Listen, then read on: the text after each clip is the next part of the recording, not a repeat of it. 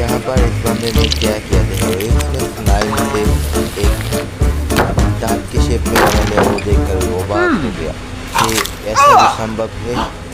तो ये इसको प्रूफ करने के लिए उसी दांत ले आया এবং उसका दो दांत निकाल दिया এবং ওটার মধ্যে স্लाइम ऐड कर लिया। स्लाइम ऐड करने के बाद में वहाँ पर कुछ चूरे দিতে এরপর उसमें পানি আর স্লাইম করে নেয়, ওটা দাঁতের শেপ করে নেয়। এরপর এটা একেবারে ভালো মতো দাঁতের শেপ দেয় এইটা দেখার জন্য যে এটা কত ভালো হবে। তো এটা আবার ঠান্ডা হওয়ার জন্য রেখে দেয়, কিছুক্ষণ শক্ত হওয়ার জন্য। এই যেটা পুরো দাঁতের মতো হয়ে গেছে দেখা আপনারা দেখতে পাচ্ছেন। এর জন্য সে তিনটি জিনিস নেয়, কলা, এটা ভালো মতো খেয়ে ফেলে, আপেলকে সে কেটে নেয় যেন সুবিধা হয়, তো এটাও ভালো মতো করে ফেলে।